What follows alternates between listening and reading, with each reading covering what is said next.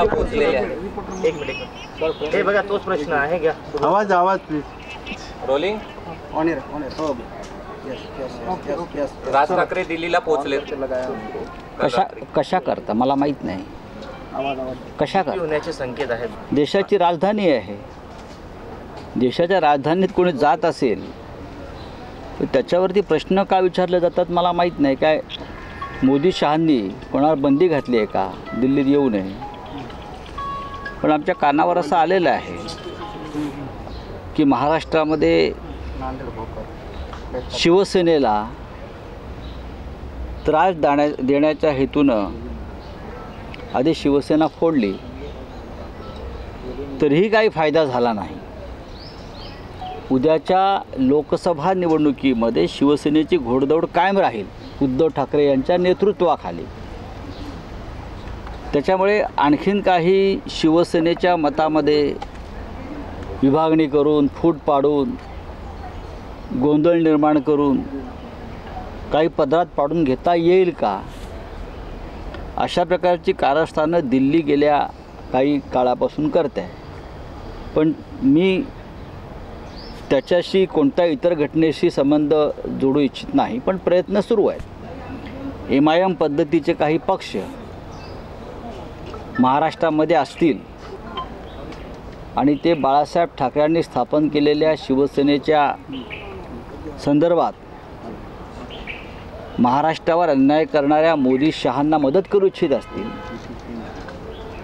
तर महाराष्ट्राच्या इतिहासात अशा सर्व नेत्यांची पक्षांची भूमिका ही महाराष्ट्रद्रोही म्हणून लिहिली जाईल असं मला वाटतं. आणि मला वाटतं की शेवटी ज्यांचं महाराष्ट्रावर प्रेम आहे, मराठी माणसाच्या चळवळीवर प्रेम आहे, ते अशा प्रकारचा कोणताही निर्णय घेणार नाही. पण आम्ही सर्व परिस्थितीला सामोरे जाऊन कोणत्याही विषम परिस्थितीला सामोरे जाऊन महाराष्ट्रामध्ये या मोदी शहांच्या महाराष्ट्रद्रोही पक्षाचा पराभव केल्याशिवाय राहणार नाही. पण अशा निवडणुकीच्या अशा ऐन वातावरणात राज ठाकरेंची जी दिल्लीची मला माहीत नाही. बघा मी त्यांच्यावरती बोलू इच्छित नाही. दिल्लीत जाणं किंवा अन्य कुठे जाणं हा त्यांचा अधिकार हा देश सगळ्यांचा आहे. पण युतीच्या मला असं कळलं की रात्री त्या नेत्यांना भेट मिळाली नाही, सकाळी बोलवलं आहे. पण अशा बातम्या वाचत असतो आम्ही. त्याच्यावरती काय खास मत व्यक्त करावं अशी माझी भूमिका नाही. शरद पवार की पार्टी करे की राज ठाकरे आघाडी में आना चाहिए. शिवसेनेमुळे महाराष्ट्राच्या राजकारणात चिखल झाला. 2019मध्ये जनतेने शिवसेना आणि भाजप युतीला निवडून दिलं होतं. मात्र त्यानंतर शिवसेना काँग्रेसच्या मांडीवर जाऊन बसली असा मनसेने हे केला. नाही ठीक आहे, त्यांचे टोले त्यांच्यापाशी. अजून राजकारण बरंच महाराष्ट्रात घडायचं आहे, चालायचं आहे. आणि या राजकारणामध्ये उद्धव ठाकरे, त्यानंतर शरद पवार, माननीय शरद पवार आणि आमची जी महाविकास आघाडी काँग्रेसबरोबर आहे त्या महाविकास आघाडीलाच राज्यात यश मिळतं आहे या भीतीपोटी हे सगळ्या घडामोडी सुरू केलेल्या आहेत. पण राज ठाकरे अशा वेळी जर महायुतीत गेले तर त्याचा महाराष्ट्राच्या राजकारणावर नेमका काय परिणाम मला वाटत नाही काही परिणाम होईल. प्रकाश आंबेडकर या महाराष्ट्राची जनता अत्यंत सुज्ञ आहे. मुंबईची जनता त्यापेक्षा सुज्ञ आहे. महाराष्ट्रावर चाल करून येणाऱ्या अनेक शाह्यांचा या जनतेनं समाचार घेतलेला आहे. आणि कोणी अशा प्रकारच्या महाराष्ट्रावर घाव घालणाऱ्या शक्तींना कोणी मदत करू इच्छित असेल तर या राज्याची जनता ते सहन करणार नाही. नाना पटोले यांनी सांगलीतून आपला उमेदवार काल सांगितला आहे. त्यानंतर आपण चंद्रहार पाटील यांना बघा असं आहे की महाराष्ट्रातल्या संदर्भातले जागा वाटप झालं शेवटच्या दिवशी नेहरू सेंटरमध्ये. ते अंतिम होतं. त्या वेळेला काँग्रेसकडून दिल्लीचे 5 प्रमुख नेते उपस्थित होते. त्यांच्यासमोर या सगळ्या गोष्टी ठरल्या. शरद पवार साहेब पण होते, जयंत पाटील होते, मी स्वतः होतो. आणि त्यात असं ठरल्यात काही गोष्टी, त्यानुसार हे जागा वाटप झालेलं आहे. आता त्यानंतर कोणी काय भूमिका घेत असेल तर त्याच्यावरती मी व्यक्त होणार नाही. नाना पटोले हे काँग्रेसचे अध्यक्ष आहेत राज्याचे.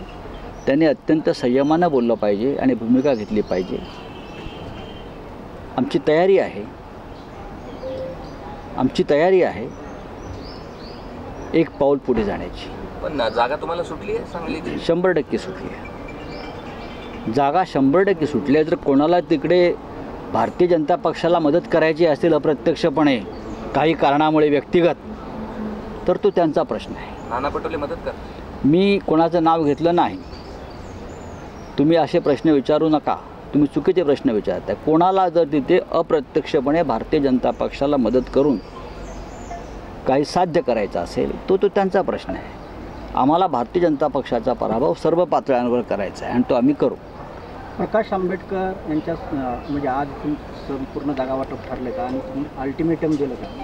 नाही, प्रकाश आंबेडकरांना अल्टिमेटम देण्याचा प्रश्नच येत नाही. ते सन्माननीय नेते आहेत, ते त्यांचा पक्ष चालवतात, ते त्यांची भूमिका मांडतात. वंचित बहुजन आघाडी हुकुमशाही विरुद्ध लढणारा पक्ष आहे, संविधान रक्षणासाठी उतरलेला पक्ष आहे. आम्ही त्यांना आमच्याकडून महाविकास आघाडीकडून 4 जागांची एक प्रस्ताव दिलेला आहे.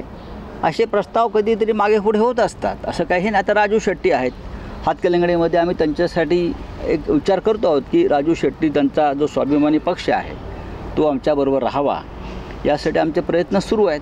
त्यांची इच्छा आहे.